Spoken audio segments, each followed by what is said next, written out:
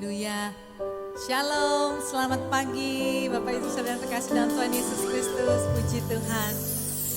Sukacita karena kita ada di rumah Tuhan dan kita mau sama-sama memuji, meninggikan Allah kita, Tuhan Yesus yang sungguh baik atas kehidupan kita. Saya percaya secara pribadi bahwa yang sudah kita lewati hari-hari ini, kita percaya ada kemurahan Tuhan, kita mengalami kasih Tuhan, kebaikan Tuhan. Karena penyertaan Tuhan yang sempurna tidak pernah meninggalkan kita, seluruh umat Tuhan yang percaya dan berharap kepadanya. Mari sama-sama kita datang ke hadapan Tuhan dengan penuh ucapan syukur, kita berdoa bersama. Tuhan Yesus, kami sungguh mengucap syukur untuk pagi hari ini. Waktu yang indah, waktu yang begitu baik Tuhan sediakan untuk kami. Engkau jadikan bagi kami hari ini. Biarlah kami semua umat Tuhan, kami rindu untuk menaikkan pujian, kami rindu untuk menyembah Tuhan, kami rindu masuk dalam hadirat Tuhan. Meninggikan Engkau, memuliakan Engkau dalam pujian dan penyembahan kami. Segala kemuliaan, hormat, syukur hanya bagi Tuhan Yesus Kristus, Raja di atas segala raja, Tuhan penebus kami. Terima kasih buat segalanya dan kami bawa ucapan syukur kami di dalam nama Tuhan Yesus Kristus. Haleluya.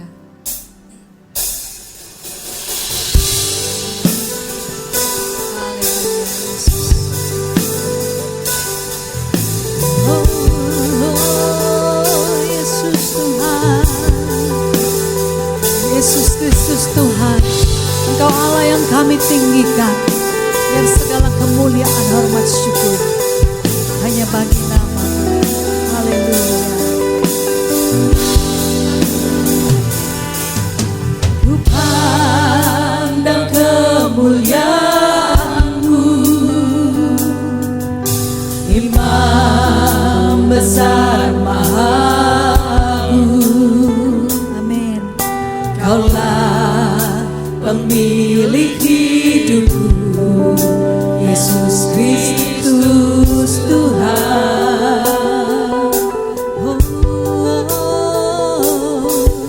Sujud di depan tahta-Mu, taklukkan seluruh hidupku. Dalam tangan-Mu penebus, Yesus Kristus Tuhan.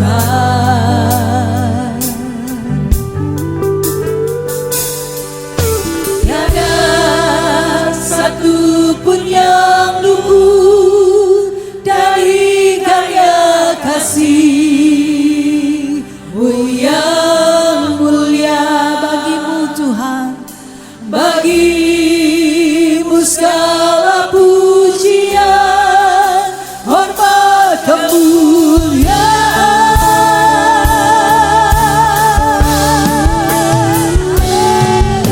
Engkau Tuhan ku tinggikan, yang bangkit dan menang, Yesus Kristus Tuhan.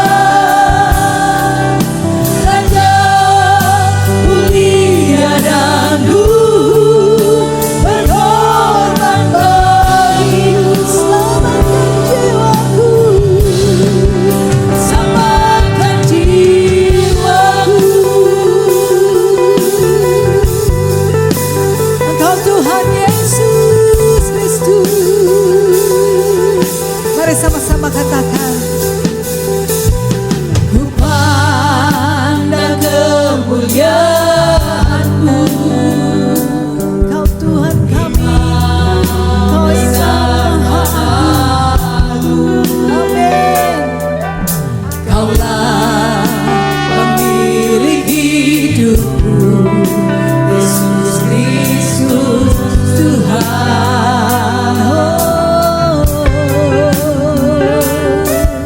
Sujud di depan tahta, kami umat-Mu Tuhan.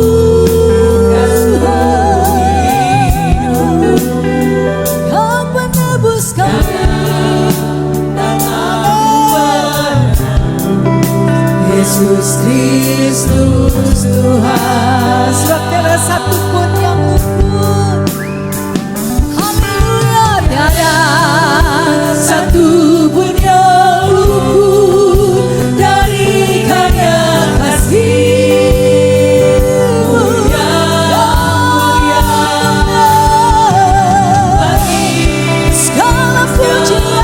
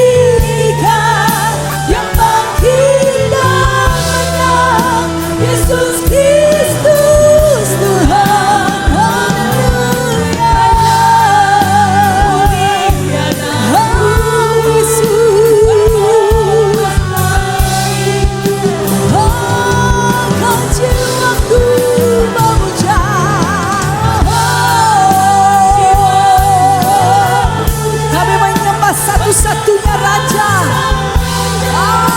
yang mulia, Tuhan Yesus Kristus. Kekal sempurna kuasa-Mu, agunglah karya-Mu. Oh, Yesus Kristus, mari sama-sama sembah Tuhan. Oh, Yesus Kristus Tuhan. Kami menyembah, kami tinggikan, Engkau penebus hidup kami, Yesus. Segala pujian hormat syukur bagi nama-Mu, Allah yang hidup, Allah yang mulia, Allah yang kudus dan berkuasa Tuhan. Haleluya. Terpujilah Tuhan Yesus Kristus Tuhan. Ya Rabbi tasyakan Hibayana takayana bayana tasyakayana bayana bayana batakasyakan. Kami menyembah Sang Raja Yesus Kristus Tuhan. Ya Rabbi bayana tasyakiana la la la la la la la la la la la la. Ya Rabbi tasyakiana la la la la la la la la la bayana tasyakan. Allah yang berdaulat atas hidup kami, Allah penebus hidup kami, Allah yang mulia, Allah yang kudus dan berkuasa. Ya bayar atas sekian la la la la la la, bayar atas sekian la bayar atas. Engkau pencipta kami Tuhan, Engkau Allah yang menjadikan kami, biar kami menyembah-Mu Yesus Kristus Tuhan. Kekudusan-Mu atas kami, kuasa-Mu atas kami Tuhan. Ya Rabbi ya Rabbi tasik ya la la la la la la bayar tasik ya la la la la la bayar tasik ya la la la la bayar tasik ya la la la la la. Kami aman dalam perlindungan Tuhan. Kibayar tasik bayar tasik ya la la la la la la. Semua karena pertolongan Tuhan. Kami ada sampai hari ini. Penyertaan Tuhan itu nyata atas kami. Bayar la bayar atas siki bayar la bayar atas siki ya bayar atas sikaya la. Haleluya, Yesus Kristus Tuhan, Kau sangat dihormati di tempat ini Tuhan. Kudus kudus Kau Yesus. Bayar atas sikaya bayar atas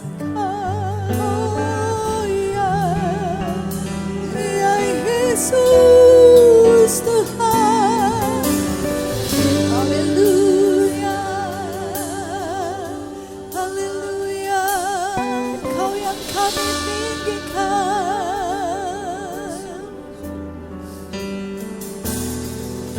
Engkau Tuhan ku tinggikan, yang bangkit dan menang, Yesus Kristus Tuhan, amin Tuhan, Raja mulia dan luhur, berkorban bagiku. Mari sama-sama kita bangkit berdiri. Maka jiwaku memuja, maka jiwaku memuja, menyembah Sang Raja, Yesus Kristus Tuhan, haleluya. Engkau sempurna kuasa-Mu, agung karya-Mu, oh Yesus, Yesus Kristus. Sorak-sorai bagi Tuhan Yesus Kristus, haleluya. Yang segala pujian, hormat, syukur hanya bagi nama Tuhan.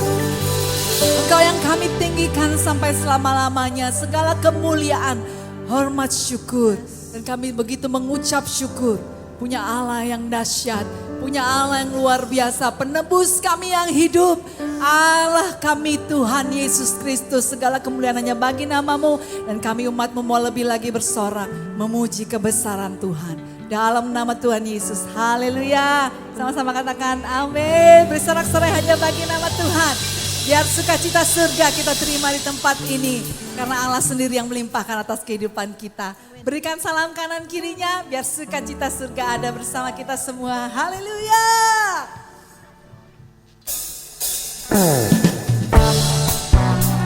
Oh yeah. Haleluya.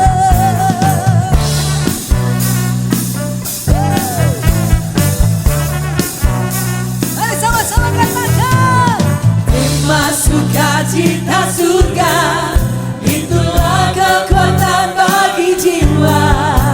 Ku dapat rasakan kasih-Nya di tengah badai yang bergelora. Terima sukacita surga, itulah kekuatan bagi jiwa. Ku dapat saksikan kuasa Tuhan badai yang bergelora. Haleluya. Hatiku takkan patah semangatku, takkan hilang kekuatanku. Haleluya.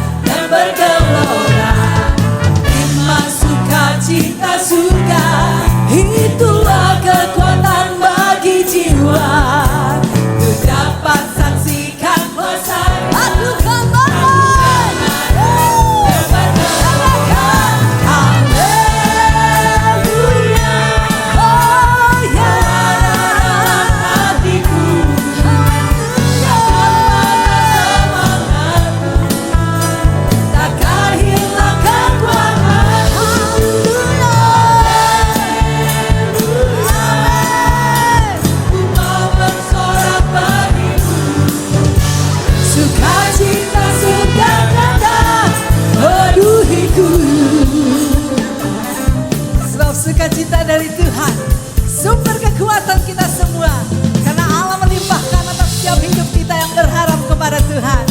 Haleluya.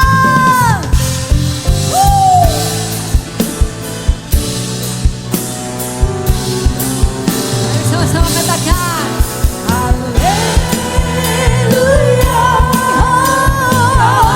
Dalam hatiku. Biar kami tetap percaya kekuatan di dalam Tuhan. Takkan hilang kekuatan. Haleluya.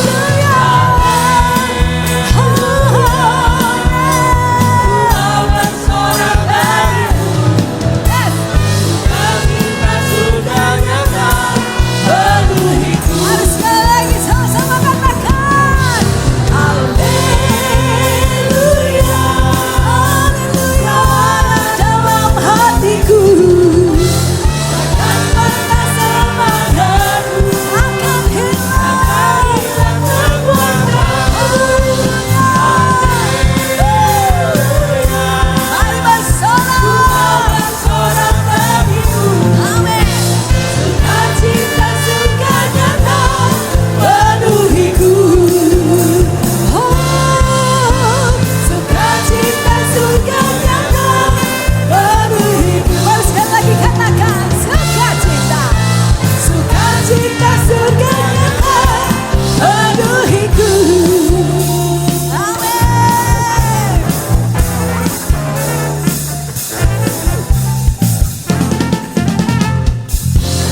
Haleluya. Sebab sukacita daripada surga itu ada atas setiap kita. Amin. Siapa yang percaya bahwa Tuhan Allah baik bagi kita semua. Dia sudah lahir dan dia sudah memberikan kehidupannya bagi kita yang percaya kepadanya. Beri sorak-sorai bagi Tuhan Yesus. Yes, haleluya. Dia lahir untuk kami. Dia mati. Dia bagi baik kami semua. Hey, hey. Tuhan Yesus. Mari sekali lagi sama-sama katakan. Dia lahir untuk kami. Dia mati untuk kami. Dia bagi baik kami semua. Dia Tuhan Yesus. Yesus Tuhan kami. Dia Raja. Sama-sama katakan. Yaitu firman Allah yang turun ke bumi. Jangan manusia. Oh, dia Yesus sobat kami. Dia haleluya. Mari sama-sama katakan. Dia lahir untuk kami. Oh, dia bagi kami semua. Hey, Yesus Tuhan kami. Dia Raja di atas segala raja. Yaitu firman Allah yang turun ke bumi. Oh,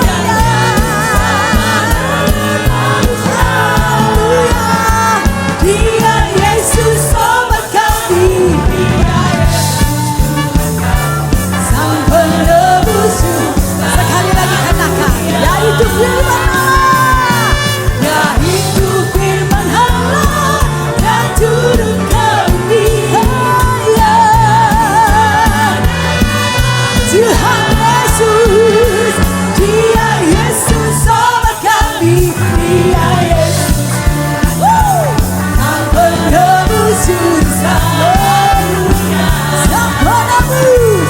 Sang penebus sang dunia. Sang penebus sang dunia. Sekali lagi sorak-sorai bagi Allah sang penebus kita semua. Haleluya. Terpujilah Tuhan Yesus Kristus. Silakan duduk kembali Bapak Ibu. Terpujilah Tuhan Yesus Kristus. Kami begitu mengucap syukur karena kasih Tuhan atas kami. Terima kasih Tuhan Dan kami merayakan kelahiran Tuhan. Kami menikmati berkat Tuhan. Kami percaya walaupun tetap ada masalah dalam hidup kami.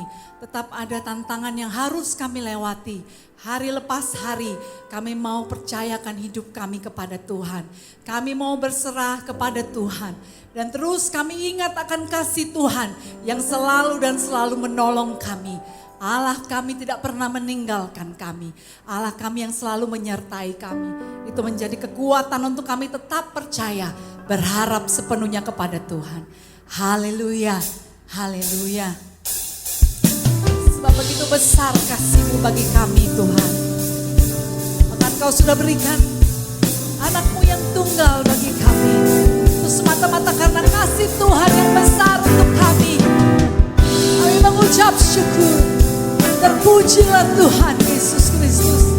Haleluya. Begitu besar kasih-Mu Bapa, Kau berikan anak-Mu yang tunggal.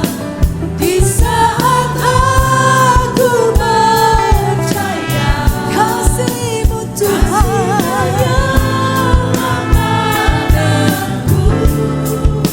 Bukan sebagai hakim dunia, tapi penyelamat yang berkorban. Untuk diriku Kau tebusku, kasih menyelamatkan. Haleluya. Ingat kasih-Nya yang mengubah hidupku. Ingat kasih-Nya yang selalu ada. Kasih Yesus. Amin. Kasih Yesus bagiku. Oh, ingat bilur-Nya. Ingat bilur-Nya yang sembuhkan lukaku. Ingat salibnya. Kasih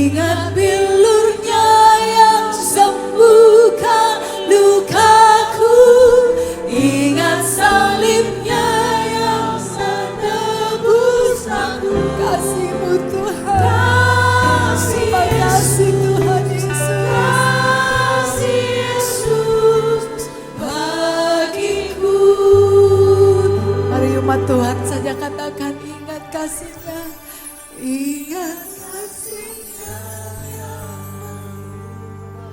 hidupku. Terima kasih Tuhan, terima kasih Tuhan. Yesus, terima kasih Tuhan Yesus. Semua karena kasih-Mu bagi kami. Ingat ulurnya, terima kasih Tuhan. Amin. Terima kasih buat penebusan yang Engkau beri Yesus. Kasih Yesus, kasih Yesus bagiku. Mari katakan kasih Yesus, kasih Yesus, kasih Yesus, kasih Yesus, sekali lagi katakan kasih Yesus, kasih Yesus bagiku. Sembah Tuhan, sembah Tuhan, kami menyembah Kau Yesus.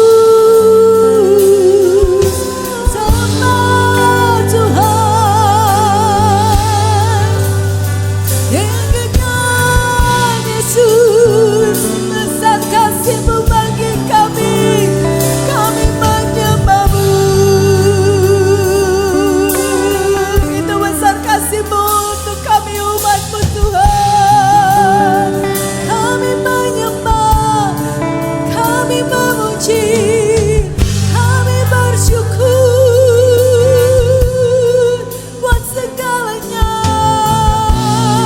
Buat kasih Yesus.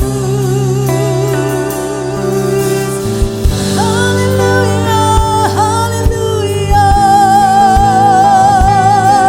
haleluya, Yesus Tuhan.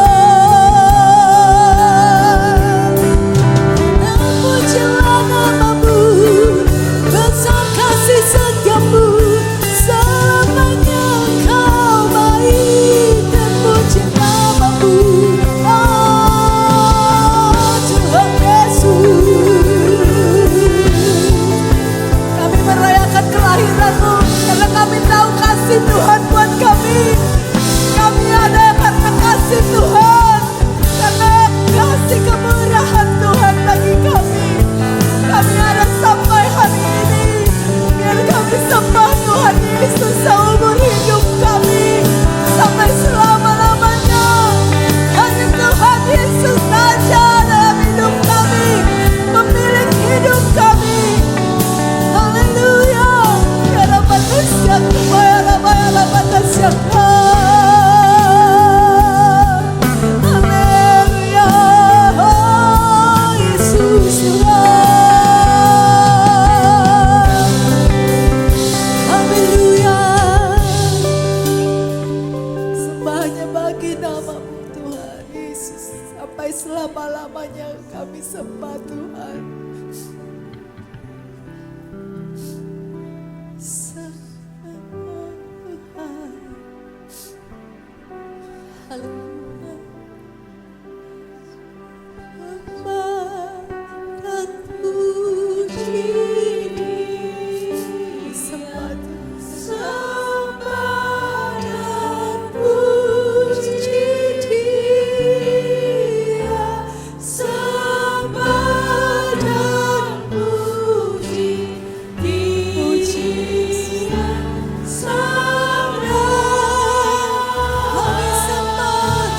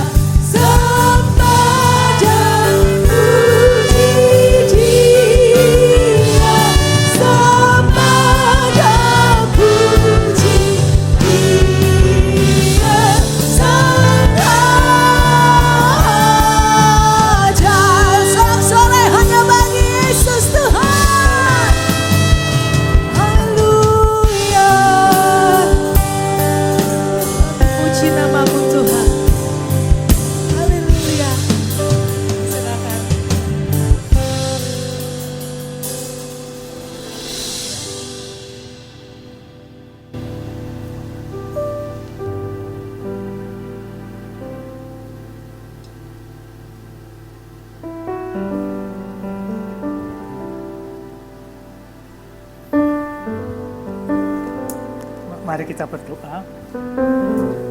Bapa Surgawi, Bapa yang kami sembah di dalam nama Tuhan Yesus.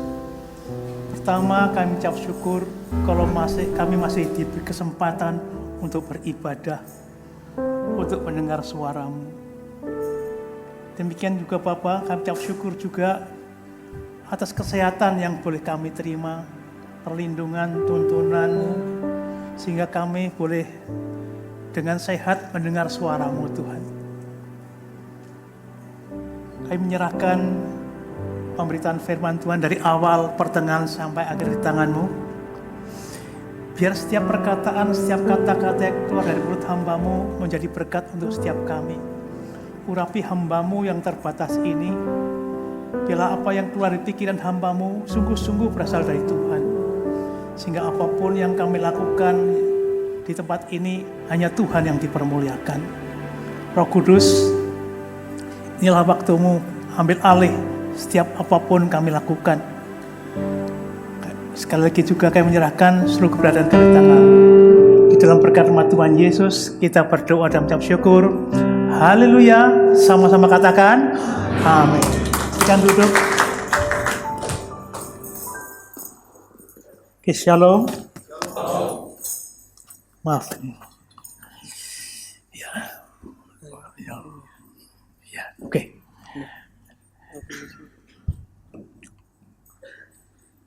Oke. Sekali lagi shalom. Puji nama Tuhan. Masih dalam suasana Natal, saya juga ingin menyampaikan sesuatu yang mungkin pesan ya, karena saya diangkat jadi penasihat rohani, sehingga paling tidak saya akan memberikan satu pesan dan kesan dalam menghadapi perayaan Natal maupun di akhir tahun ini, tahun baru. Pada waktu perayaan Natal kemarin, saya hanya diberi kesempatan hanya 3 menit untuk menyampaikan pesan dan kesan. Sehingga saya tidak leluasa menyampaikan, tapi saya ambil waktu 5 menit sampai 7 menit, saya akan sampaikan tentang Natal ini maupun menghadapi tahun baru yang akan datang. Pada waktu perayaan Natal kemarin, jelas firman Tuhan dikatakan bahwa kalau Yesus datang memberi hidup dan hidup dengan berkelimpahan. Kalau iblis datang mencuri, membunuh, dan membinasakan. Sehingga kita evaluasi sebenarnya, apakah ada kehidupan Yesus dalam kehidupan kita? Enggak. Setiap akhir tahun coba introspeksi, ada kehidupan Yesus enggak dalam kehidupan kita? Bahkan kalau kita baca Yohanes 1 ayat 4, ya, di dalam Dia ada hidup. Dan hidup itulah terang manusia. Ya. Jadi saudara dan saya ini ada terang tidak? Tentu membuktikan terang itu tidak bersinar, orang melihat kita bersinar, bukan. Ya. Sinar itu dinyatakan dalam Matius 5 ayat 16. Hendaklah terangmu bercahaya di depan orang, supaya orang melihat perbuatan baikmu, Tuhan dipermuliakan. Ayo tingkatkan perbuatan baik kita, ya. Tingkatkan perbuatan baik kita untuk tahun-tahun mendatang ini, ya, supaya orang melihat dan Tuhan dipermuliakan. Karena apa? Efesus 5 ayat yang ke-9. Terang itu hanya berbuahkan 3 hal: keadilan, kebaikan, dan kebenaran. Jadi kita evaluasi, kebaikan kita tambah enggak? Keadilan kita tambah enggak? Ya. Kebenaran kita, pengetahuan firman Allah bertambah enggak? Kalau enggak, kita manusia duniawi. Berarti apa yang kita dapatkan bertahun-tahun ini dicuri oleh iblis. Sehingga saya harapkan tahun mendatang ini kita lebih baik lagi. Bahkan saudaraku, kalau kita melihat jemaat, ya, kadang-kadang kita melihat kurang ada persatuan, kesatuan. Kalau ada dalam terang, itu pasti ada kesatuan. Coba tolong diklik ya, satu firman Tuhan, 1 1 Yohanes 1 ayat ke-7. 1 Yohanes 1 ayat ke-7. Tetapi jika kita hidup di dalam terang, sama seperti Dia ada dalam terang, maka kita boleh persekutuan seorang dengan yang lain, dan darah Yesus anaknya menyucikan kita daripada dosa. Ada erat, ya. Masalah ada, kesalahan pasti ada, konflik pasti ada. Tapi ingat, kalau kita ada di dalam terang, tetap ada dalam kesatuan. Nggak ada amin nih. Amin. Jadi ciri-cirinya dalam terang itu ada kesatuan erat, makin erat, makin erat, makin erat. Konflik pasti ada, masalah pasti ada. Tapi jangan membuat kita akhirnya apa? Tidak ada kesatuan. Ini bagian yang tentang kalau kita ada dalam terang, pasti perbuatan baik kita nyata di depan banyak orang. Yang kedua ada kesatuan. Saya ingatkan kembali, terang itu hanya berbuahkan 3. Keadilan, kebaikan, dan kebenaran. Makin benar sesuai dengan firman Tuhan, makin benar. Demikian juga saudaraku, kalau kita ada di dalam terang, ya, kita itu ngerti tujuan kita kemana. Banyak orang putus asa, nggak ngerti kemana. Tapi orang di dalam terang mengerti tujuan kita. Ya, Yohanes 12 ayat yang ke-35, 34 ya. Kita ada dalam terang, kita ngerti mau kemana kita pergi, ngerti. Dunia ini bukan tempat kita. Ya, 1 Petrus 1 ayat 7 dikata ayat 17, kita hanya numpang. Kita akan bersama dengan Tuhan untuk selama-lamanya. Kita tidak akan mati. Jadi jelas sekali, orang yang di dalam terang ngerti kemana kita pergi. Kan banyak orang nggak ngerti kemana kita pergi. Dikira kalau sudah mati itu sudah selesai semuanya. Bukan. Justru kita hidup yang sesungguhnya nanti. Sehingga inilah pesan saya, saudaraku, ayo kita mempersiapkan ke sana juga persiapkan kita. Karena apa? Nanti ada pengadilan. Ya, kalau kita baca, coba kita baca dalam 2 Korintus 5 ayat 9. 2 Korintus 5 ayat 9. Sebab itu juga kami berusaha, baik kami diam dalam tubuh ini maupun diam di luarnya, supaya kami berkenan di hadapan Tuhan kepadanya. Belajar berkenan, mulai perbuatan baik, mulai nolong orang lain, mulai jangan nyakitin orang lain. Karena apa? Ayat 10 kita baca sama-sama, ya. Ada pengadilan, ayat 10 kita baca sama 3, 2, 1. Sebab kita semua harus menghadap tahta pengadilan Kristus, supaya setiap orang mulai apa yang patut diterimanya sesuai dengan yang dilakukannya dalam kehidupan ini, baik apa jahat. Jadi kita mulai berbuat baiklah, kurang yang jahat-jahat, yang ngomongin orang, yang jelekin orang, yang jatuhin orang, ayo buang. Katakan amin. Kalau enggak percuma jadi Kristen kita ini. Ada pribadi Tuhan dalam hidup kita yang menasihati, yang menuntun, memimpin kita. Jadi saudara dan saya ini ngerti kemana kita pergi nanti. Ya. Yang terakhir, yang kaitannya dengan nasihat ini, ya. Coba kita baca di dalam Kolose 1 ayat yang ke-13. Kolose 1 ayat 13. Ia telah melepaskan kita dari kuasa kegelapan dan memindahkan kita ke dalam kerajaan anaknya yang kekasih atau kerajaan terang. Posisi saudara adalah sudah pindah. Katakan amin. Sudah pindah kerajaan terang. Kalau kita baca ayat yang ke-12 ya, bahwa kerajaan terang itu, kerajaan anak itu kerajaan terang. Jadi saudaraku, kita berbeda dengan makhluk-makhluk dunia yang lain sebenarnya nih. Ya, makhluk terang kita ini.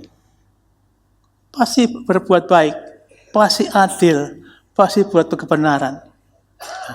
Kaitannya dengan ini saya akan masuk dalam tema khotbah saya tentang kerajaan. Kita sudah pindah dari kerajaan kegelapan menuju kerajaan terang. Ya, kerajaan kegelapan itu dari iblis, dari dirinya kita sendiri. Kerajaan terang itu adalah berpusat pada Tuhan. Berpusat pada rencana Tuhan, bukan rencana iblis. Saya ulang kembali. Kalau dalam kegelapan, itu pusatnya diri kita sendiri. Mauku, rencanaku, kehendakku. Kalau di sini, apa maunya Tuhan? Apa kehendak Tuhan? Tujuan Tuhan? Karena pas waktu iblis jatuh dalam dosa, itu pusatnya dirinya sendiri. Coba tolong diklik Yesaya 14 ayat 13. Yesaya 14, 13. 14. Yesaya 14, ayat 13. Ya, ini ketika iblis jatuh dalam dosa, ya, yang kemudian dibuang di bumi, bergaul dengan kita. Engkau yang tadinya berkata dalam hatimu, aku hendak naik ke langit. Yang seharusnya, apa rencanamu? Tapi aku hendak, dari mulai aku. Ya, aku hendak mendirikan tahtaku mengatasi bintang-bintang Allah. Jadi ingin sama seperti Allah, ada keinginan. Ya, dan aku hendak duduk di atas bukit pertemuan, jauh sebelah utara. Jadi prinsip kerajaan kegelapan itu pusatnya aku. Rencanaku, kehendakku, masalahku. Tetapi kalau di dalam Kristus dan Tuhan dalam terang ada rencanamu. Apa kehendakmu? Coba kita lihat Yakobus 4. Yakobus 4 ayat 13. Semua nih Yakobus. Kalau saya bisa baca sendiri nih. Mata saya kurang enak. Yakobus 4. Tolong. Waduh. Ini jadi setiap usaha apapun tergantung Tuhan. Tetap jalan tapi gagal atau tidak rencana Tuhan. Kita berikan. Jadi sekarang hai kamu yang berkata, hari ini atau besok kami berangkat ke kota Anu. Di sana kami akan tinggal setahun dan berdagang serta mendapat untung. 14. Sedangkan kamu tidak tahu apa yang terjadi besok. Hidup itu sama seperti uap yang sebentar saja kelihatan lalu lenyap. Ayat 15. Sebab sebenarnya kamu harus berkata, jika Tuhan apa? Menghendakinya. Kami akan hidup berbuat ini dan itu. Ayat 16. Tetapi sekarang kamu megahkan diri dalam congkakmu. Dan semua kemegahanmu yang demikian adalah salah. Jadi orang yang bertumbuh adalah kehendakmu Tuhan, rencanamu Tuhan. Tetap urusan, tetap kita lakukan apapun, tapi rencanamu yang terjadi. Jadi ayo tahun-tahun depan ini semakin melekat pada Tuhan. Semakin melekat pada Tuhan. Bahkan sesuai dengan tema saudaraku, bahwa kita ini ya menyatu dengan Tuhan. God center. Ya, hidup bersatu dengan Tuhan. Allah yang kita sembah itu Allah yang hidup. Jadi temanya adalah God center, berpusat pada Allah. Kalau enggak kita gagal, ya. Karena Tuhan inginkan bahwa aku di dalam, dia di dalam kita, ya. Yesus dalam kita, menyatu. Mengapa saya ingin sampaikan God center bersatu dengan Tuhan, rasanya kok enggak mungkin. Tapi Tuhan demikian kerinduan Tuhan, menyatu dengan kita. Kalau kita ingat firman Tuhan tentang akui dia dalam segala lakumu, ya. Mana Amsal 3 ayat 7. Akui dia dalam segala lakumu. Artinya setiap perbuatan kita Allah dekat. Allah dekat. Demikian juga dikatakan Allah turut bekerja dalam suatu, berarti dekat sekali tuh. Kecuali kita anak dunia, peduli amat, mati-matilah kau. Ya, tapi kalau kita anak Tuhan, dia bekerja, dia turut bekerja. Ya, bahkan akui dia dalam lakumu. Bahkan ini tampilkan Roma 11 ayat yang ke-36. Kita baca sama-sama. Roma 11. Kita baca sama-sama. Ya. 3, 2, 1.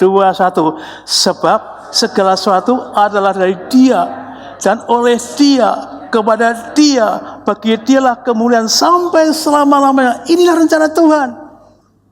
Segala sesuatu untuk Dia, bagi Dia, kita diciptakan untuk Dia. Kalau saudara nggak percaya ya sudah.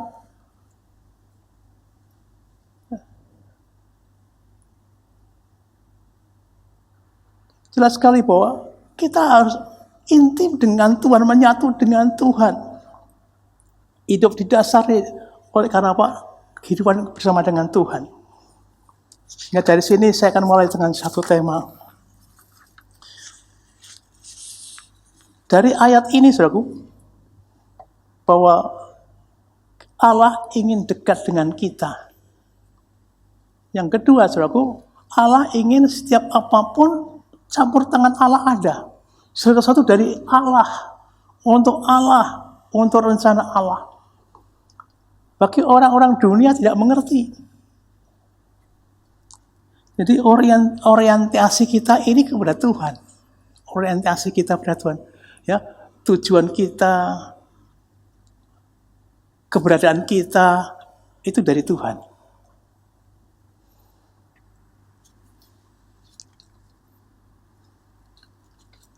Arti hidup orientasi kepada Tuhan itu adalah Tuhan sumber hidup kita, Tuhan pusat hidup kita, dan Tuhan tujuan hidup kita. Yuk, akhir tahun ini kita mulai introspeksi, apakah benar Tuhan sebagai tujuan hidup kita, masa depan kita. Bahkan setiap keputusan kita ada di tangan Tuhan. Saya bisa ngomong begini karena saya juga mengalami banyak masalah-masalah. Akhirnya saya bergantung pada Tuhan. Coba mungkin kalau saya enak mungkin nggak dapat. Tapi karena ngalami terus, ngalami. Nah, setiap saudara dan saya yang menerima Yesus, itu Allah sedang bekerja. Supaya semakin erat melekat pada Tuhan.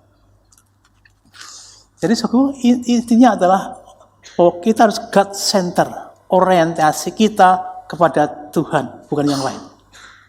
Setiap kehidupan kita, orientasi kita Tuhan. Setiap keputusan kita, orientasinya kepada Tuhan. Lawan daripada orientasi kepada Tuhan adalah orientasi pada diri sendiri. Si aku ini, seperti iblis tadi. Ya, aku rencanakan. Jadi kalau kita masih sifatnya aku ya seperti tadi. Ya, ini sistem dunia. Sistem dunia ini berpusat pada aku. Kalau kita ajak ngomong-ngomong dengan siapa saja kan kelihatan, iya akunya masih hidup. Aku. Kalau aku. Seharusnya kalau Tuhan kendaki. Apa rencanamu Tuhan? Tadi Yakobus 4:13, kalau Tuhan kendaki. Boleh rencana kalau Tuhan izinkan. Sehingga kalau kita ngomong-ngomong aku, akunya belum mati. Harusnya Yesus jadi raja dalam hidup kita. God center, Kristus center, bukan aku center. Saya ngomong keras ini supaya ayo kita menghadapi tahun-tahun berikut ini kita berubahlah. Karena apa, saudaraku? Kalau kita masih menghadapi seperti ini, bukan God center, bukan Kristus center, banyak masalah. Kenapa? Masalah utama mengapa kita berpusat pada aku, kadang-kadang orientasinya pada sistem dunia. Si aku ini orientasinya pada dunia. Yang bukan dari Tuhan. Kita baca ya, 1 Yohanes 2 ayat 16. 1 Yohanes 2 ayat 16. Si aku ini orientasi pada dunia, dan dunia bukan dari Tuhan. Ya, kita berani. Sebab semua yang ada dalam dunia, yaitu apa sama-sama? Keinginan daging dan apa? Keinginan mata serta kanker hidup bukan berasal dari Bapa, melainkan apa? Dari dunia. Nah, kita ini sedang perang sebenarnya. Ya. Orientasi Tuhan atau orientasi dunia. Orang percaya ada pribadi Tuhan yang masuk dalam kehidupan kita. Seharusnya kita orientasi pada Tuhan. Ya, saat Yesus ada, ini peperangan orientasi dunia atau orientasi Kristus. Setiap hari perang. Ya. Puji Tuhan, semakin tua, saya itu Yesus yang menang. Dulu aku yang menang. Ini masalah bagi kehidupan Kristen. Ya. Jadi Kristen bukan tuntas, tapi masih ada peperangan antara orientasi Kristus atau orientasi diri. Sebab semua yang ada dalam dunia, yaitu keinginan daging dan keinginan mata, serta gangguan hidup, bukan berasal dari Bapa, melainkan dari dunia. Siapapun mengalami peperangan ini, termasuk saya. Ya. Nanti saya uraikan satu persatu nih. Ya. Yang pertama adalah keinginan daging.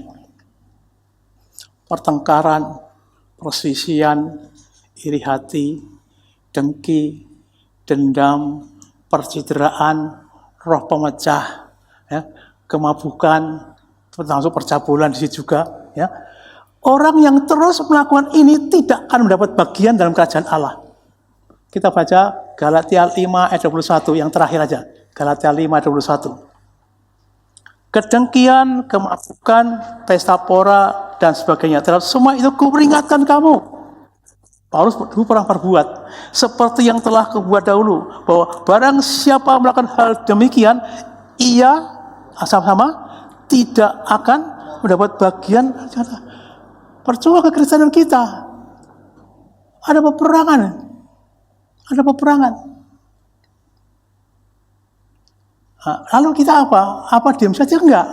Coba kita baca Kolose 3 ayat yang ke-5. Kalian matikanlah dalam dirimu segala sesuatu yang duniawi. Matikanlah loh. Jadi kita sendiri harus matikan. Mengapa ada orang Kristen bertahun-tahun karakternya itu karena mau mematikan. Matikan. Sesuatu yang dunia, yaitu percabulan, kenajisan, hawa nafsu, nafsu jahat, dan juga keserakan yang sama dengan penyembahan berhala. Jadi kalau kita melakukan najis, terus zina, sama dengan penyembahan berhala. Artinya nggak perlu Tuhan itu. Jadi yang pertama kali ya, ada peperangan antara orientasi Kristus atau orientasi dirinya sendiri. Diri sendiri masih berkiblat pada kedagingan. Ya. Tapi apa yang kita lakukan? Matikanlah. Dulu nggak pernah diajar seperti ini, dikira otomatis mati. Enggak ada itu. Dalam diri saudara ada kemampuan untuk mematikan. Ada kemampuan. Ya, tadi yang pertama keinginan daging, tidak mendapat bagian dalam kerajaan Allah. Ya. Yang kedua apa? Keinginan mata. Keinginan mata. Ya. Mata ini kan melihat apa saja kepengin gitu. Mata melihat mewah ingin. Ya. Mata ini sejak semula memang diperlihatkan oleh iblis orang-orang untuk kita. Contohnya Tuhan Yesus. Ketika Tuhan Yesus dicoba yang kedua tuh, diperlihatkan semua kemewahan dunia. Pesta pora, mungkin juga dugem, mungkin goes, macam-macam itu. Ya. Supaya tertarik dan tidak mau dekat pada Tuhan. Boleh lakukan apapun, tapi harus tetap dekat dengan Tuhan. Jangan sampai karena ini jauh dari Tuhan. Saya juga masih berjuang, saudaraku. Kira mata kadang muncul. Nyetir mobil, wah di sana ada kopi enak tuh, hampir. Ya, padahal jam ibadah. Bisa lupa. Bisa, saya juga masih seperti itu. Tapi saya belajar matikanlah. Jadi saudaraku, kira mata itu masih membuat kita ini terpengaruh, akhirnya apa? Kita jauh dari Tuhan. Coba kalau bangun pagi coba, yang dicari bukan Tuhan toh, gadget. Terus lihat olahraga, terus lihat nanti apa ya. Akhirnya lupa doa itu. Di sini nggak ada, sini baik-baik semuanya. Lupa. Sehingga apa yang kita lakukan? Kalau tadi matikanlah, isi dengan firman Tuhan. Kenapa? Mata adalah jendela jiwa. Apa yang kita baca masuk. Coba seminggu nggak baca Alkitab saja, keinginan mata masuk. Mata masuk. Saya udah teliti itu. Kalau saya seminggu aja kurang ibadah, udah yang matanya masuk. Akhirnya makin jauh. Akhirnya apa? Nggak berkenan di hadapan Tuhan. Yang ketiga, keangkuhan hidup. Ini penting saya sampaikan. Keangkuhan hidup. Keangkuhan hidup bukan karena tasnya bermerek, jalannya goyang-goyang, bukan begitu. Ya, bukan begitu. Itu duniawi itu, bukan. Ya. Keangkuhan itu berbicara tentang hal-hal yang kita ketahui yang akan mengalahkan kebenaran. Coba kita baca 2 Korintus 10 ayat yang ketiga. 2 Korintus 10 ayat yang ketiga. Ya. Saya akan bacakan dulu, nanti saya uraikan. Memang kami masih hidup di dunia, tapi kami tidak berjuang secara duniawi. Ayat 4. Karena senjata kami perjuangan bukanlah senjata duniawi, mereka senjata yang diperlengkapi dengan kuasa Allah yang sanggup untuk meruntuhkan benteng-benteng. Ayat 5. Kami mengatakan setiap siasat orang merubuhkan setiap kubu yang dibangun oleh keangkuhan manusia untuk menentang pengenalan akan Allah. Kami menawan segala pikiran dan menaklukkannya kepada Kristus. Tolong perhatikan saudaraku. Sejak kecil kita dididik sehingga pengetahuan duniawi kuat banget. Apalagi saya ini orang Jawa, udah adat istiadat masuk, pengetahuan masuk, logika masuk.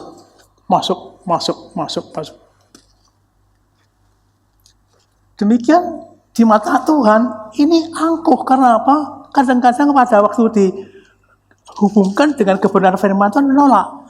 Nggak bisa, kita masih di dunia kok. Kita kan cari makan, perlu sombong nggak apa-apa lah. Karena apa? Logika masuk.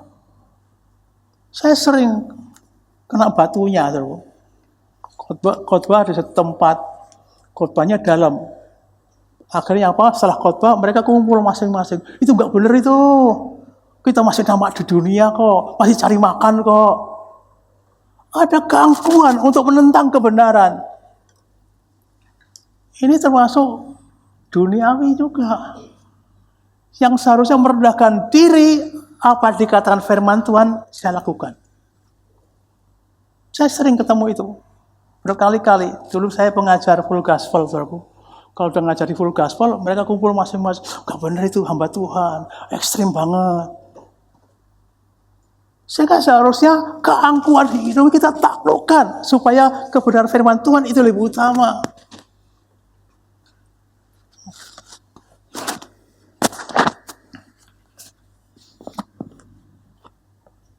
Jadi ini saudaraku, 3 hal ini. Keinginan daging, keinginan mata, keangkuhan hidup. Ini adalah pusatnya di aku. Sifat di aku.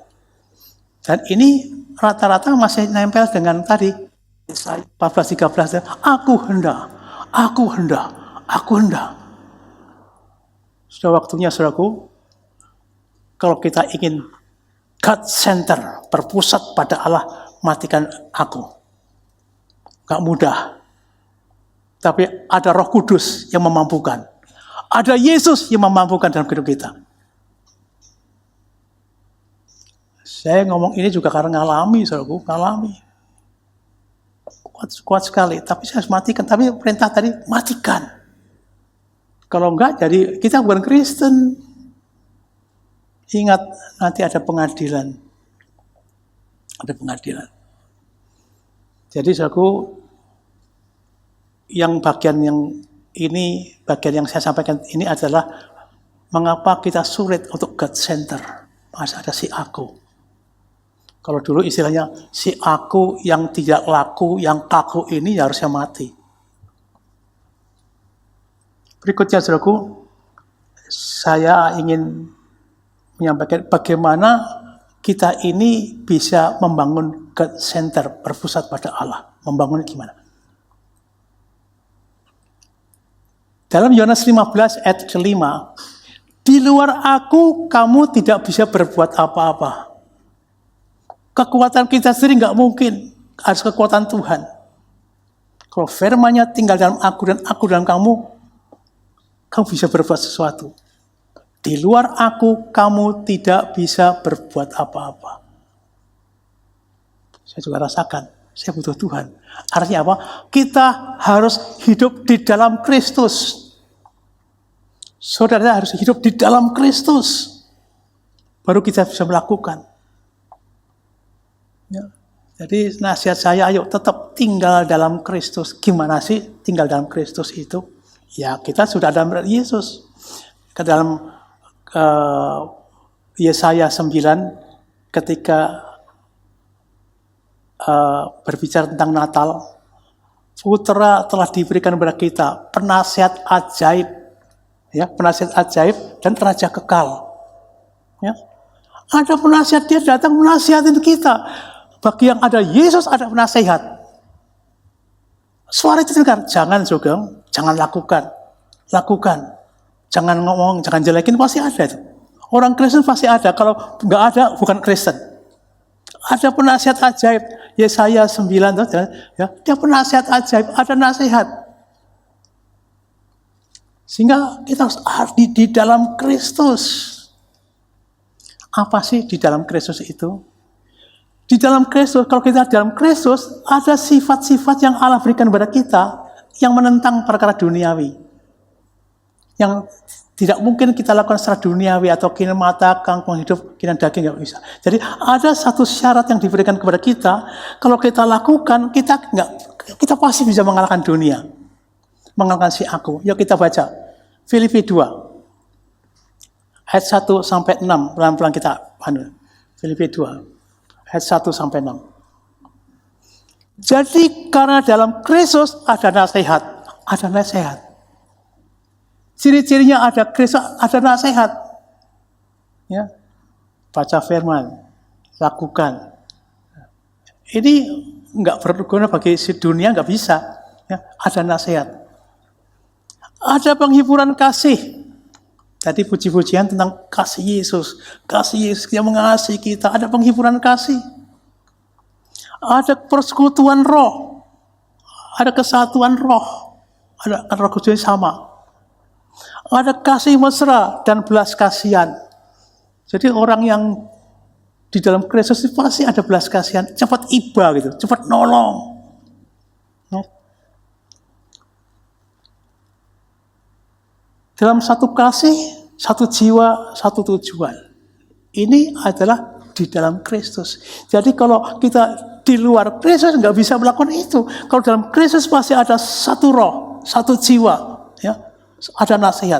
Berikutnya, ayat 3. Dengan tidak mencari kepentingan sendiri atau puji-pujian yang sia-sia. Orang dalam Kristus itu gak mencari puji-pujian. Saya dulu sering ingin dipuji. Wah, dipujilah. Ya, enggak dipuji juga gak apa-apa. Asal Tuhan yang menguji. Karena apa? Orang yang dipuji manusia tidak tahan uji. Tapi yang dipuji Tuhan itu tahan uji. Ada ayat itu? Orang yang dipuji manusia nggak tahan uji. Karena apa? Sekarang muji, besok ngantem bisa. Saya kapok nggak mau dipuji. Saya masih ingat. Ya. Baru bisa membuat lagu satu aja sombongnya ampun. Ya. Yaitu lagu Bersama Malaikat di Surga. Ampun. Tuhan pukul saya dengan luar biasa. Tiba-tiba pengarangnya adalah Susantyo, bukan Sugeng Prasetyo. Ngamuk di mana saya? Ternyata Tuhan pakai itu supaya jangan sombong. Jangan angkuh. Jangan dipuji. Biar Tuhan yang muji kita. Ya, di dalam Kristus itu kita tidak mencari puji-pujian. Karena apa? Orang yang mencari pujian manusia tidak tahan uji. Ada ayatnya itu. Ya. Dengan tidak mencari kepentingan orang lain. Bukan kepentingan kita sendiri. Atau puji-pujian sia-sia. Sebenarnya adalah dengan rendah hati yang seorang menganggap yang lain lebih utama daripada dirinya sendiri. Ini matikan dunia sama sekali. Utamakan orang lain, bukan diri kita. Udah silakan. Kalau kita sudah mementingkan diri sendiri, pasti ada konflik, ada masalah. Saya utamakan orang lain, udahlah. Kelihatannya ngalah. Kelihatannya tidak. Karena apa? Kita di dalam Tuhan. Ada pemeliharaan. Selama ada pemeliharaan, saya nggak takut. Utamakan orang lain. Utamakan orang lain. Udahlah, kamu yang makan, saya enggak. Dan janganlah tiap-tiap orang hanya memperhatikan kepentingan sendiri, tapi kepentingan orang lain juga. Saya di dalam Tuhan, misalnya saya ingin ambil botol ini, tiba-tiba orang ambil botol duluan, ya silakan. Rugi enggak di dalam Tuhan. Utamakan orang lain. Orang yang rendah hati adalah utamakan orang lain. Bukan Tuhan utama. Iya, memang Tuhan utamakan, tapi Tuhan bisa pakai orang lain untuk ngambil barang ini.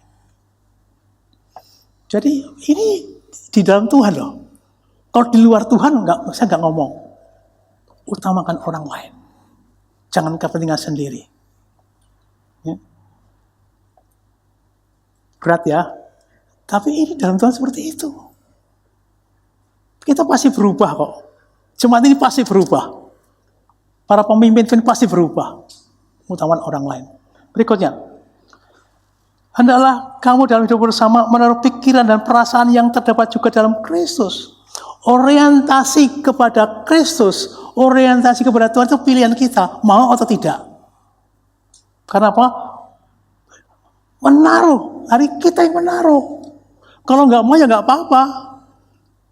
Kita orang duniawi gitu. Taruh pikiran Kristus. Apa yang dipikirkan Kristus? Apa yang dipikirkan Allah kita taruh. Rencana Allah kita taruh dalam otak kita. Bukan rencana kita. Kita perhatikan saudaraku, jadi ini yang namanya di dalam Kristus. Ada belas kasihan. Ada kasih mesra. Utamakan orang lain. Saya yang hadir sedikit nih. Karena ini merupakan suatu pengajaran yang sangat penting. Di dalam Kristus itu seperti itu.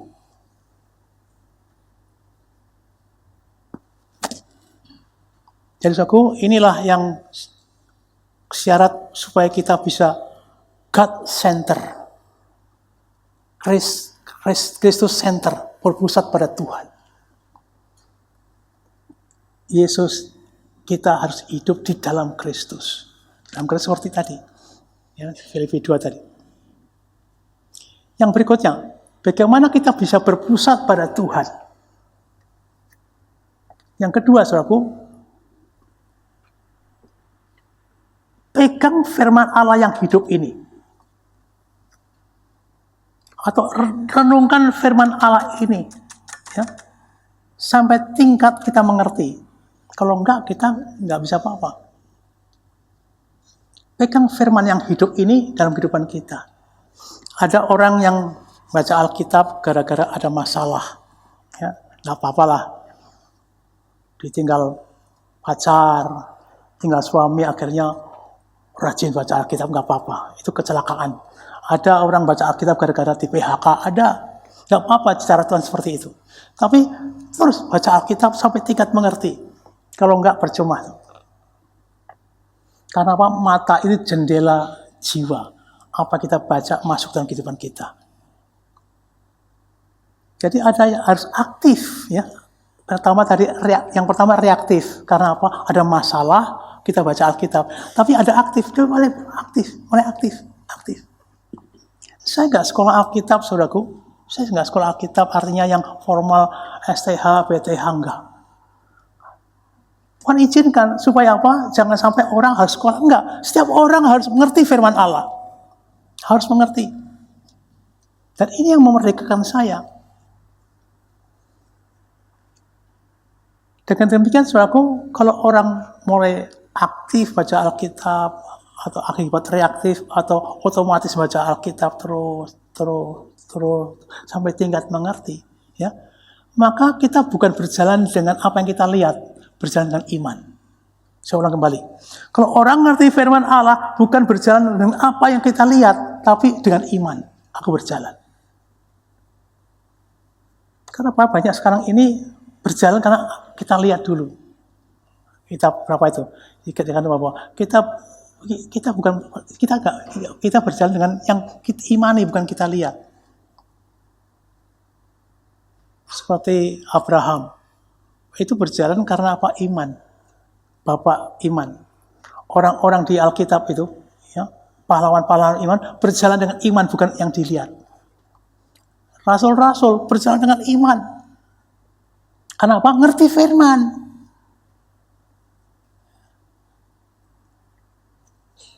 Yang terakhir, saudaraku, yang terakhir, ini sedikit cerita panjang ya.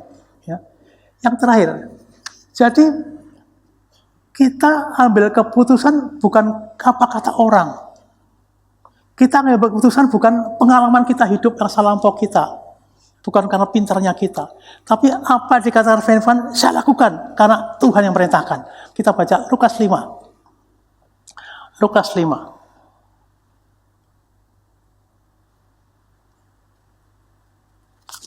Saya akan bacakan ya. Pada satu kali Yesus berdiri satu pantai dan Genesaret. Dengan orang-orang banyak mengerumuni dia hendak mendengarkan firman Allah. Puji Tuhan, ada yang mau dengar. Yang kedua, ia melihat dua perahu di tepi pantai. Nelayan-nelayannya telah turun dan sedang membasuh jalannya. Tiga, ia naik ke dalam salah satu perahu. Tadi Yesus naik ke dalam salah satu perahu.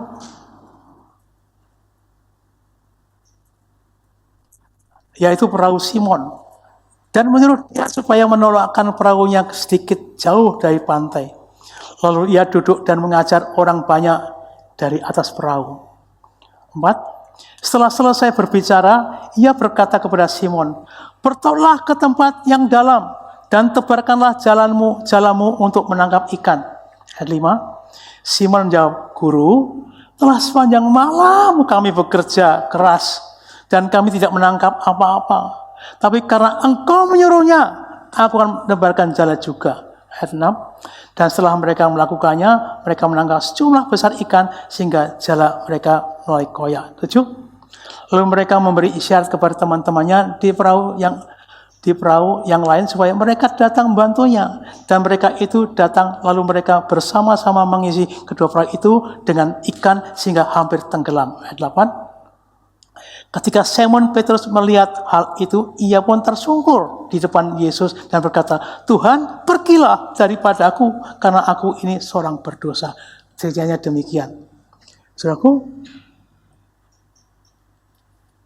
saya nggak usah cerita tentang khotbahnya Yesus, tapi ketika Tuhan Yesus setelah selesai memberikan pengajarnya, bertolaklah ke tengah. Tebarkan jalamu. Petrus ini sudah semalaman jala ikan dong. Dia itu ngerti mana yang ada ikan, mana yang ada yang enggak. Tahu persis. Dia itu ahli nangkap ikan. Dia itu masih mikir, semalaman nggak dapat kok. Nggak mungkin teori Einstein dipakai, jangan melakukan kesalahan terus-menerus. Ada tuh teori Einstein, jangan melakukan kesalahan terus-menerus. Masa aku lakukan lagi? Jadi otaknya itu penuh dengan ahli, pengalaman diri sendiri. Bisa norak loh. Tapi oleh karena Engkau yang merintahkan, aku akan lakukan. Demikian juga kita ingin God center, ya. Jangan mikir-mikir, kalau firman Tuhan lakukan aja. Nggak usah karena ahli, karena pinter, karena aku ini STHPT, aku itu dokter, profesor, nggak usah itu. Apa yang diberitakan, aku lakukan.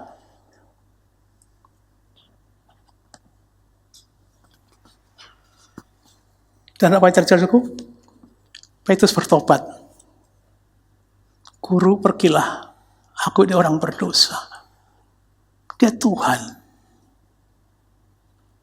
Saya sering, saudaraku, ketemu dengan orang-orang yang mau cerai. Klausul untuk cerai itu memenuhi syarat. Berantem, KDRT, ini nyeleweng macam-macam, penuh syarat. Tapi Alkitab bilang, jangan cerai dengan alasan apapun juga. Ada alasannya. Tapi tetap cerai juga. Artinya apa? Orang ini tidak orientasi pada Tuhan. Kalau orientasi pada Kristus, pada Tuhan, apa katakan firman? Lakukan. Katakan amin. Kalau enggak percuma jadi Kristen, saudaraku. Demikian juga saya sering melangkah dengan salah. Tapi kita evaluasi. Kadang-kadang setiap kesalahan pun Tuhan bisa meluruskan. Jadi saya ingin Bapak Ibu sekalian yang mungkin melakukan sesuatu, itu melanggar firman, jangan teruskan. Itu tidak diperintahkan Tuhan, jangan lakukan. Apa kata firman Tuhan, lakukan. Pasti Tuhan menyertai. Saudaraku, inilah pesan-pesan untuk tahun yang lalu dan tahun yang mendatang. Terang itu bercahaya dalam hidup kita. Terang itu bercahaya dengan perbuatan baik kita. Terang membuat kita mengerti kemana kita pergi. Terang membuat ada kesatuan erat satu dengan yang lain. Ayo, mulai ada kesatuan. Karena apa? Terang membuat ada kesatuan.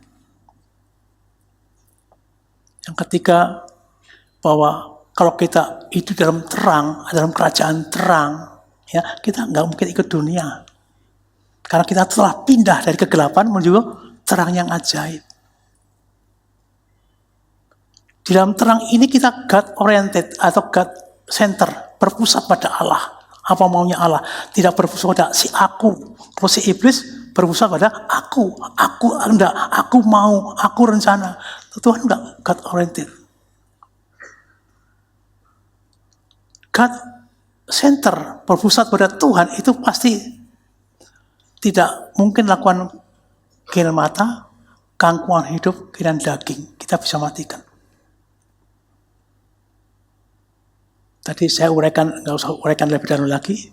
Tapi yang lebih penting lagi adalah bagaimana kita ini bisa God center, tinggal dalam Kristus. Apa yang diajarkan Yesus kita lakukan.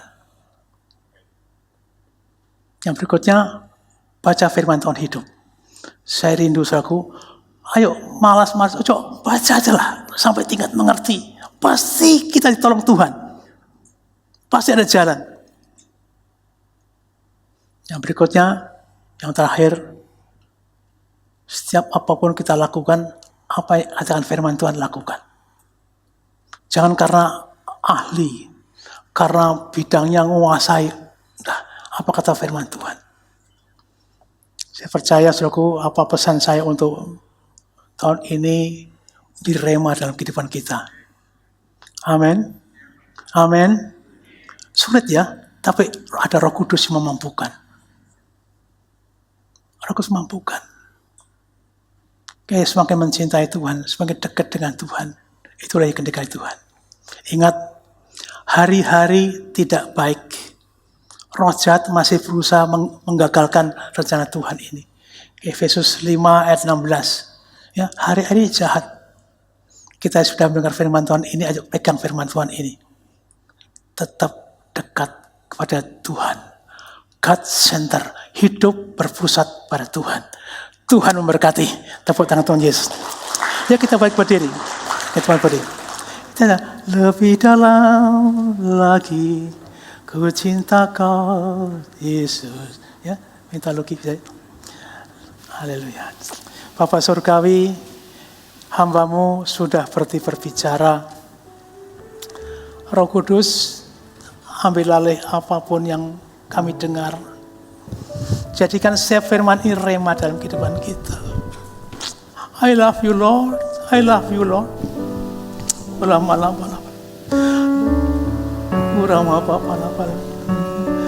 Lebih dalam lagi ku rindu Kau Tuhan, lebih dari segala yang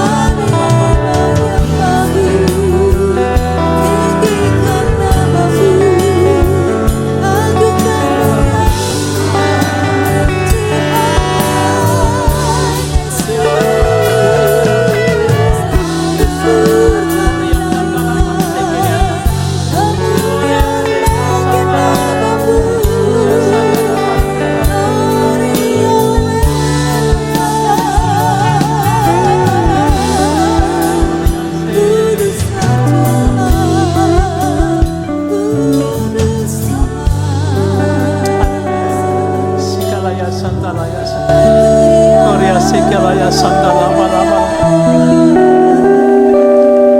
Bapak, di akhir tahun ini kami komitmen Tuhan. Kami berkomitmen menjadi Kristen yang sungguh-sungguh. Wala-wala. Yang mempunyai God Center berpusat pada Allah. Supaya kami menikmati anugerah yang terbesar. Kami berjanji Tuhan, matikan daging kami Tuhan. Matikan aku kami Tuhan. Supaya kami boleh menikmati Engkau dalam kehidupan kami. Saat ini Bapak hamba mengangkat tangan pada seluruh jemaat Tuhan. Kiranya firman ini menjadi rema dalam kehidupan mereka. Sehingga tahun-tahun mendatang lebih baik lagi Tuhan. Tahun mendatang lebih baik lagi. Bahkan menjelang kedatangan Tuhan kami sempurna sebagaimana Engkau sempurna. Terima kasih Bapa. Kuduskan kami, sucikan kami. Hamba-Mu sudah berbicara. Roh Kudus lanjutkan apa yang kami dengar. Terima kasih Bapa. Di dalam berkat nama Tuhan Yesus kita berdoa dan bersyukur. Haleluya. Sama-sama katakan. Tepuk tangan semuanya.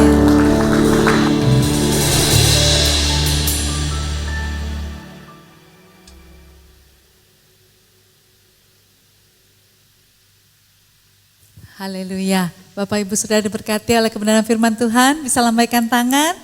Sekali lagi beri sorak-sorai bagi Tuhan Yesus Kristus. Terima kasih Pak Sugeng untuk sharing firman Tuhannya. Terus sehat, Tuhan Yesus memberkati dan bisa terus menjadi berkat bagi kami semua dan banyak jemaat Tuhan. Haleluya. Mari saat ini Bapak Ibu Saudara kita akan persiapkan persembahan kita. Kita mau beri yang terbaik untuk pekerjaan Tuhan di tempat ini. Mari sekali lagi kita berdoa. Tuhan Yesus terima kasih kami bisa punya kesempatan untuk beribadah. Kami juga bisa mendapatkan firman Tuhan dan itu akan terus menjadi rema dalam hidup kami. Terus bertumbuh di dalam Engkau, semakin dekat dengan Tuhan. Karena kami tahu hanya di dalam Tuhan kami punya pertolongan, kami punya pengharapan. Karena Engkau sumber segalanya dalam hidup kami. Terus kami mau ingat kasih Tuhan karena itu yang menyelamatkan kami. Terima kasih Tuhan. Kalau sebentar kami mau memberi untuk pekerjaan Tuhan di tempat ini, kami mau memberi dengan sukacita karena Tuhan yang sudah terlebih dahulu memberi dalam kehidupan kami. Dalam nama Tuhan Yesus Kristus, kami berdoa dan bersyukur. Haleluya. Amin. Selamat memberi jemaat Tuhan. Tuhan Yesus memberkati. Sambil kita naikkan pujian sama-sama. Haleluya.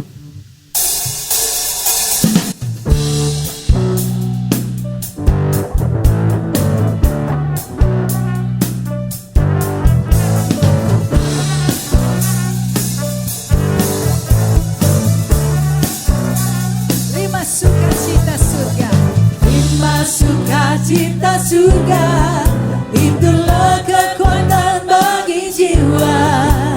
Ku dapat rasakan kasih-Nya di tengah badai yang bergelora.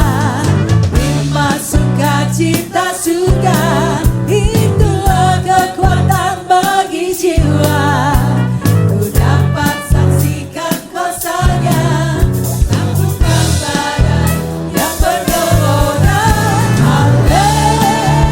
Hallelujah.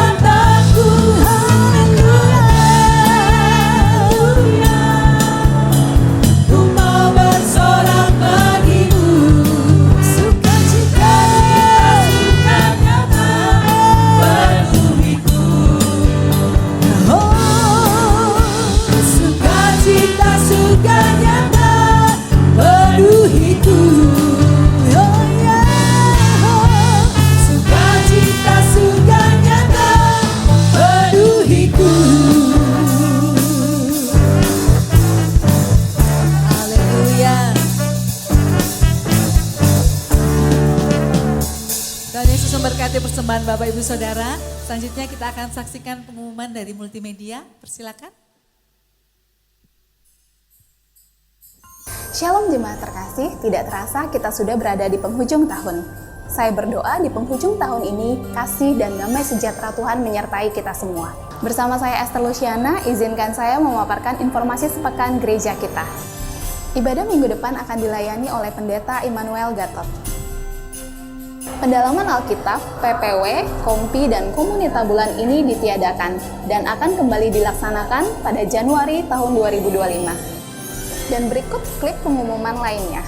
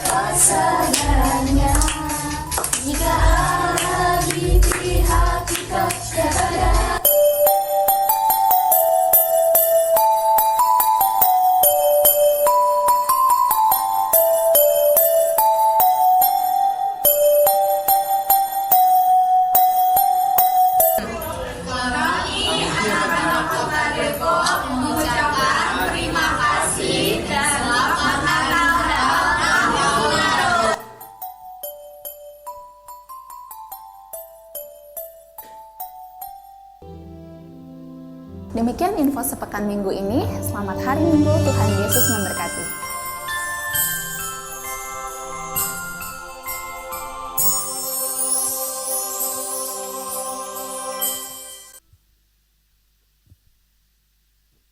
Oke, puji Tuhan, demikian informasi kegiatan sepekan. Selanjutnya kita akan mendengarkan kesaksian dari Ibu Mariati.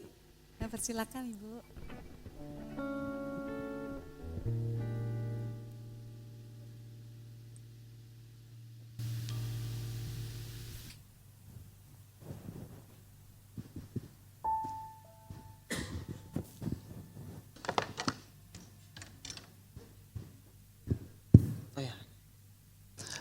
Shalom, saudara-saudariku sekalian di dalam Tuhan.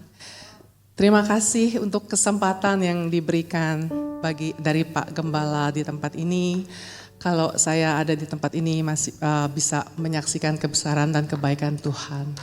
Nama saya Mariati dan saya sangat mengasihi rindu di tempat ini. Tempat ini Sungai Yordan adalah gereja pertama saya, di mana waktu saya pertama kali menerima Tuhan, saya dibina, diajar di gereja ini. Dan gereja Sungai Yordan begitu melekat di hati saya. Hari ini saya ada di sini, saya seperti pulang. Seperti homey banget gitu loh di tempat ini. Saya bisa bertemu dengan beberapa dari kita semua di sini yang wajah-wajahnya masih sangat familiar. Terutama Yeni, Debbie, Pak Sugeng gitu. Dan juga teman-teman yang lain ya. Sungguh suatu kehormatan buat saya bisa ada di tempat ini. Pagi ini saya mau menyaksikan sedikit mengenai hidup saya, bagian di mana Tuhan mengubahkan saya, terutama dalam hal identitas. Saya mau menceritakan bagaimana dari sebelum saya diubahkan Tuhan, diubahkan identitas saya, sampai menjadi saya diubahkan gitu loh. Dan saya percaya apa yang saya saksikan bisa menjadi berkat bagi saudara-saudari tempat ini.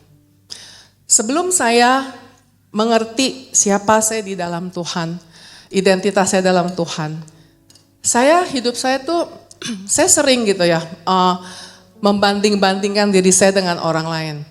Saya udah Kristen, saya tiap minggu ke gereja, saya tiap minggu saya hidup bersama Tuhan gitu, saya baca firman, tapi saya merasa ada sesuatu dalam diri saya yang masih kurang gitu loh. Sepertinya saya mencari-cari. Mungkin karena upbringing saya Saya dibesarkan dari keluarga yang suka membanding-bandingkan satu dengan yang lain gitu. Jadi saya bertumbuh dalam hal seperti itu.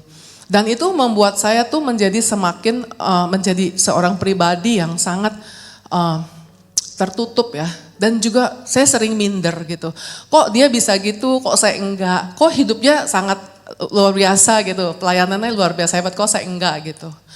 Nah, suatu hari saya pada saat waktu saya bersama Tuhan, saya sedang saat teduh, Tuhan memperlihatkan saya di Mazmur 139 ayat 14. Di mana saat itu saya sedang mengalami suatu kegalauan, suatu pencarian, siapa saya sebenarnya. Saya waktu itu masih dewasa muda, di mana saya masih mencari-cari gitu. Nah, waktu Tuhan memperlihatkan saya Mazmur 139:14 itu gitu. Tuhan mengatakan gitu, di dalam firman itu mengatakan bahwa aku bersyukur kepadamu karena kejadianku dahsyat dan ajaib. Ajaib apa yang kau perbuat dan jiwaku benar-benar menyadarinya. Ketika saya membaca itu mata saya tertuju di ayat itu gitu. Saya tidak bisa saya terus melihat ayat itu dan saya mulai merenungkan. Tuhan, apa iya bahwa saya ini tuh sebetulnya tuh kejadian saya tuh dahsyat dan ajaib gitu. Siapa saya? Saya adalah satu dari 8 miliar ciptaan orang di dunia ini. Dan pasti Tuhan itu sibuk gitu. Dia banyak banget ciptaannya. Tapi dikatakan di sini bahwa kejadian saya dahsyat dan ajaib gitu. Apa yang kau perbuat begitu ajaib dan jiwaku benar-benar menyadarinya. Setelah saya merenungkan ayat ini dan saya mulai menyadari bahwa sebenarnya Tuhan itu serius sama semua anak-anaknya, sama saya juga ya. Dia tidak main-main dalam menciptakan kita semua. Karya penciptaan kita itu begitu agung, begitu mulia. Nah, waktu saya menyadari seperti itu, bahwa saya ini di hadapan Tuhan nih, saya dan kita semua itu begitu agung dan mulia. Kita ini masterpiece-nya Tuhan gitu.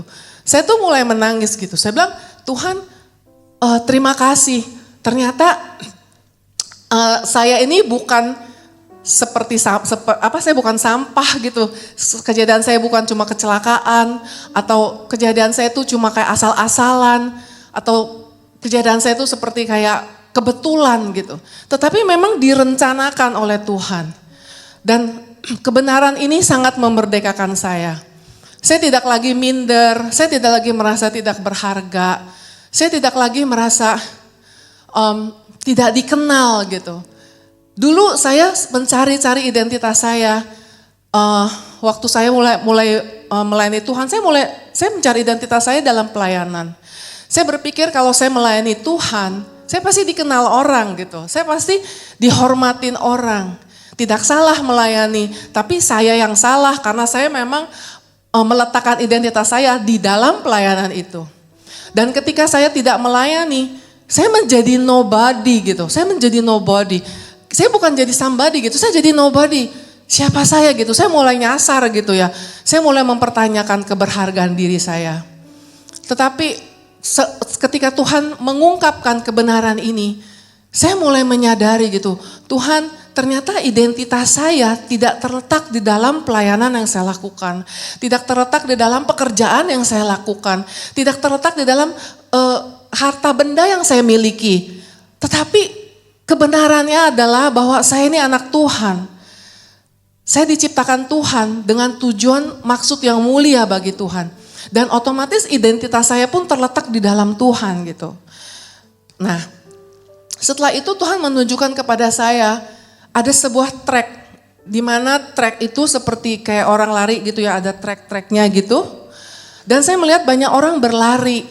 Saya bertanya, Tuhan kenapa kok Tuhan saya bisa lihat banyak orang berlari, maksudnya apa gitu. Kemudian Tuhan mulai menyingkapkan kebenaran lagi, suatu kebenaran kepada saya. Bahwa setiap orang yang berlari di dunia ini, itu tuh berlari di dalam tracknya masing-masing.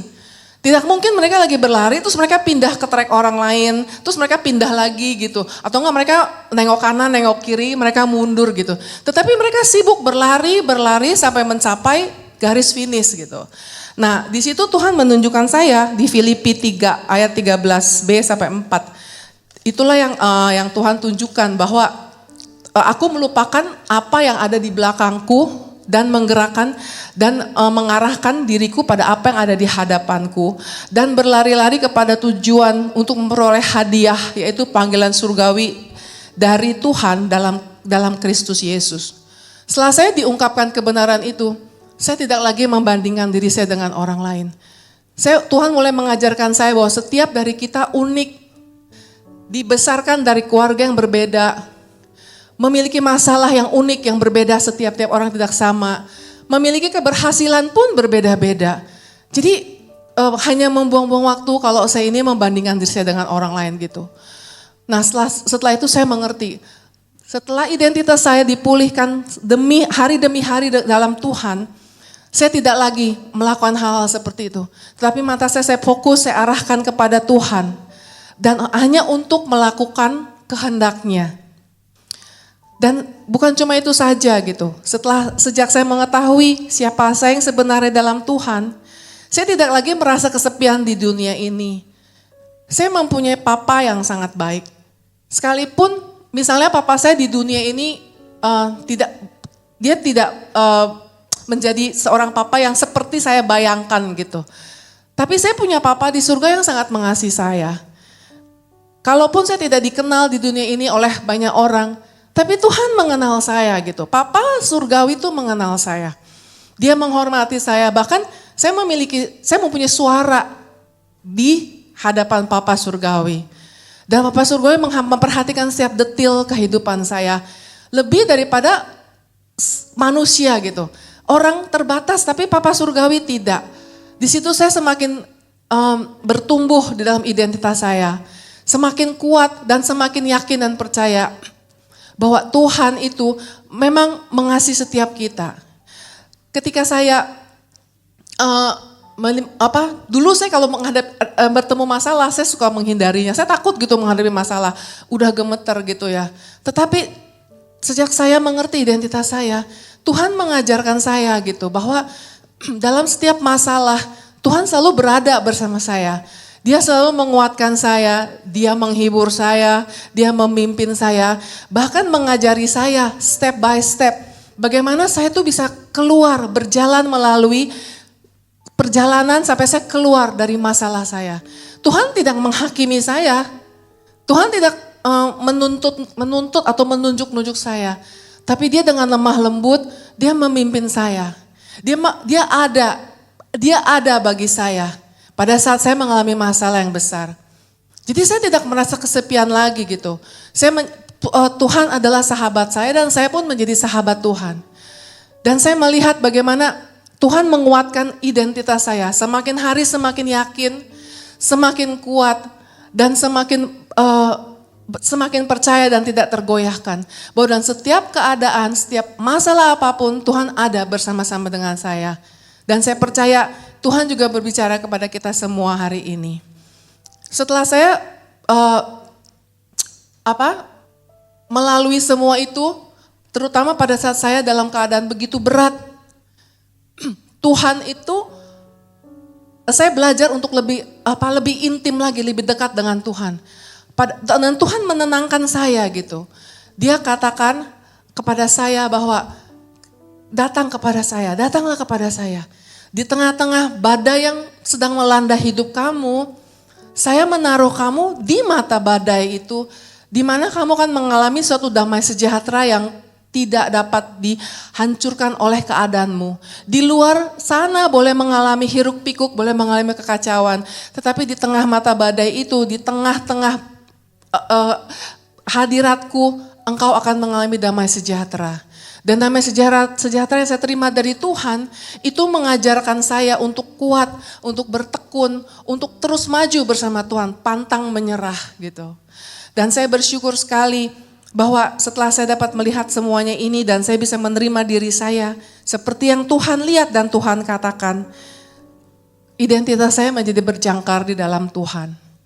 Dan saya rindu membagikan ini, suatu hari Tuhan menyuruh saya menulis buku ini, menulis sebuah buku mengenai renungan identitas ini, mengenai saya yang sesungguhnya ini. Tuhan katakan, saya mau kamu menulis buku ini supaya buku ini bisa memberkati anak-anakku juga yang sedang dalam pencarian identitas mereka. Dan saya berharap dan saya percaya ini semua dapat memberikan berkat bagi kita semua saat ini. Terima kasih. Tuhan berkati.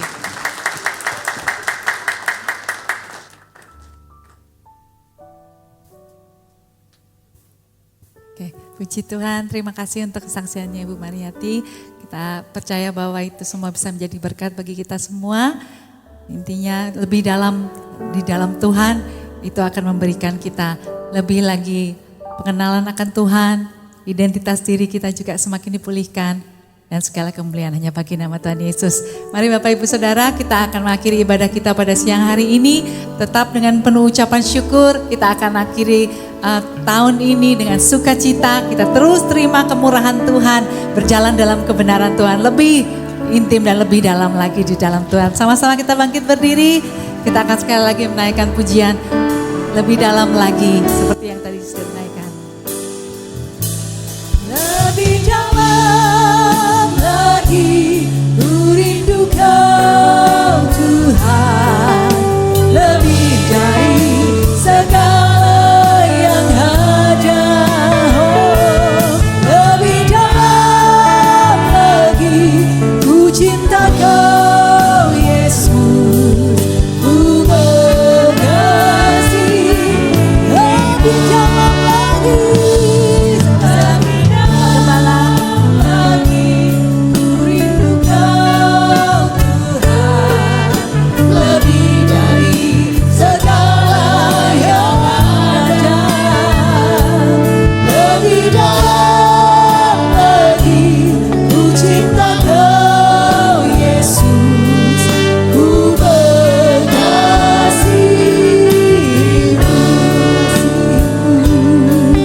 ku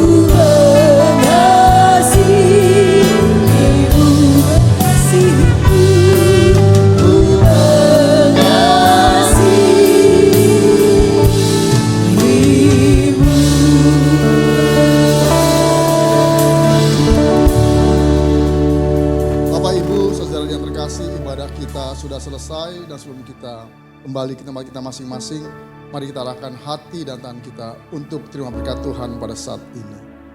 Diberkatilah hidupmu, diberkatilah keluargamu, diberkatilah sekolah, kuliah, pekerjaan dan usahamu, diberkatilah pelayananmu. Apapun yang kau kerjakan dibuat berhasil oleh karena Tuhan dan bagi kemuliaan Tuhan. Anugerah yang melimpah dari Bapa di surga, kasih setia dari Tuhan kita Yesus Kristus, serta persekutuan yang manis, pertolongan, penghiburan, kekuatan, serta pimpinan dari Allah Roh Kudus, kiranya menyertai kita hari ini sampai Tuhan Yesus datang untuk kedua kalinya. Terimalah berkat ini dan jadilah berkat dimanapun kita berada. Semua yang percaya dan terima berkat, sama-sama kita katakan amin. Tuhan berkati, selamat siang, selamat hari Minggu.